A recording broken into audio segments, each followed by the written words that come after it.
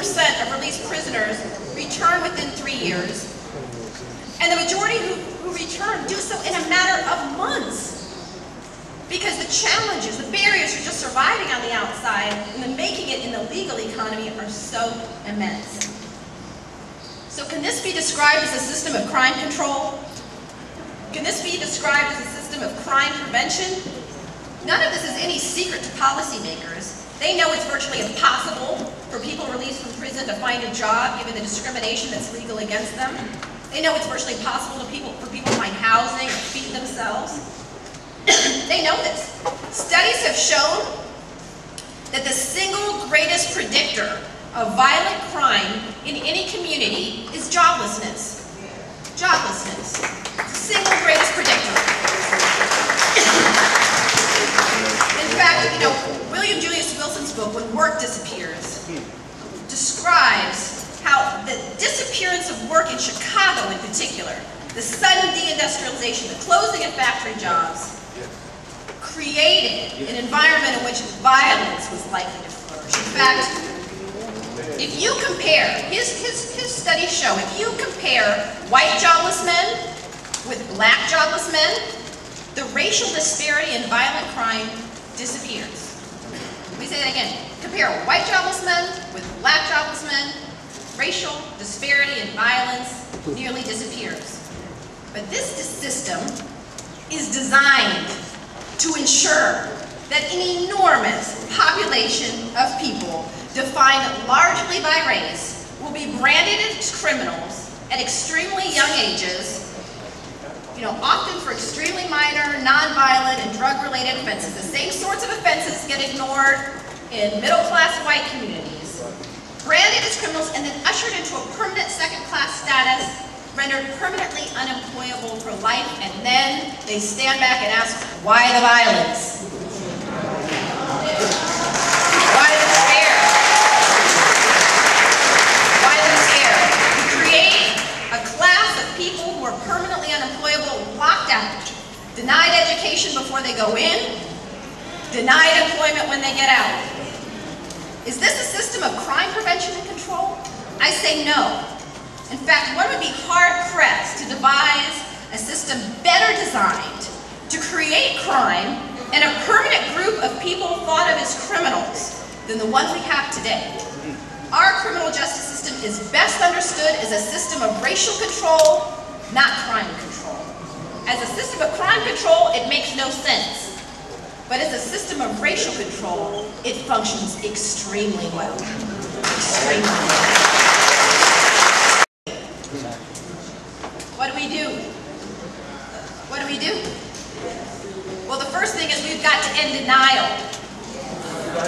We have got to awaken. We've got to awaken to the realities of race in America today. We have got to eliminate the shame and stigma associated with being branded a criminal that creates silence in the communities most impacted.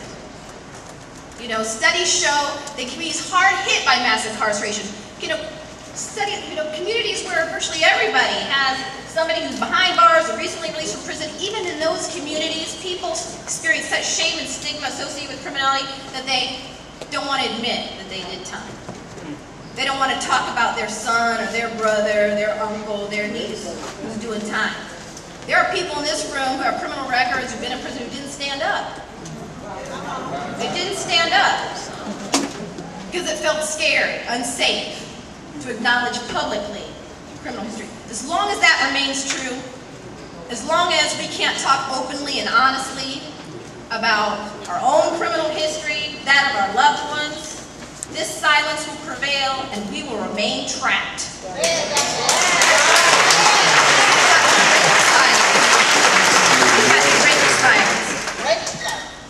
And we have got to begin to organize, to provide support in our communities for those returning home from prison, provide support to the families who have people behind bars, and begin the work of movement building. Because nothing short of a major social movement has any hope of ending mass incarceration.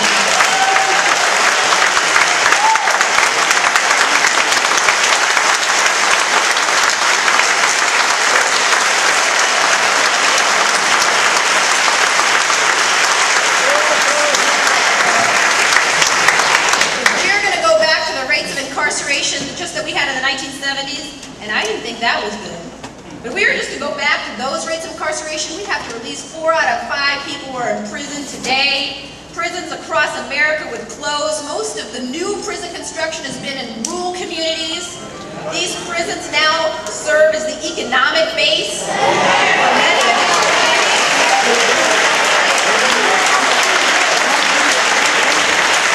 Prisons are now big business in the United States, and they are not going out of business without a fight.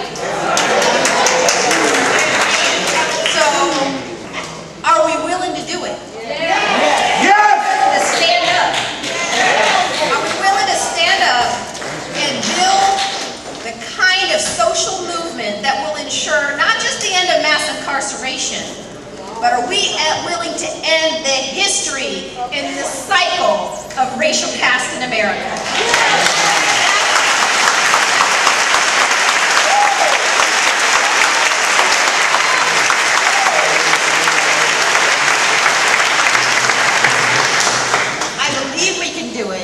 I believe we can do it, but it is going to take a lot of work, a lot of sacrifice, a lot of sacrifice. And many of us today, people who've had opportunities, who are lucky enough to be free or gone to college, we want to turn and look away. We want to turn and look away. We want to make our money, want to buy our house, get our SUV, focused on just making it ourselves. But if history teaches us anything, it's that when people of color, any oppressed people, come together for our own liberation, we are unstoppable.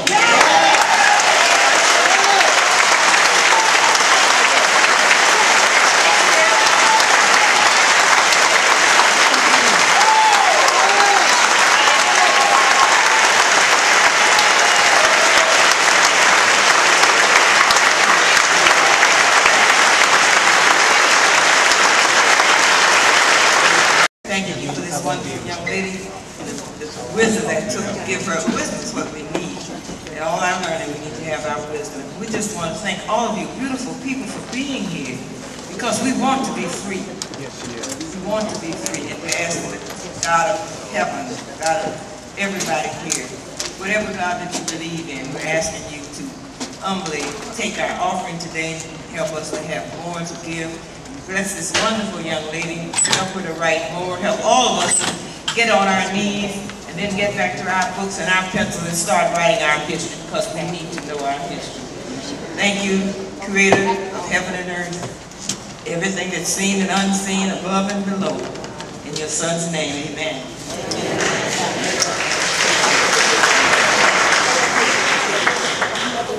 So, if anybody, Mother Sinclair, help me with this. If anybody wants to go to the prisons with you, what are the 2 things they need? Your birthday and your social security number. So please, you can do this through Black Star.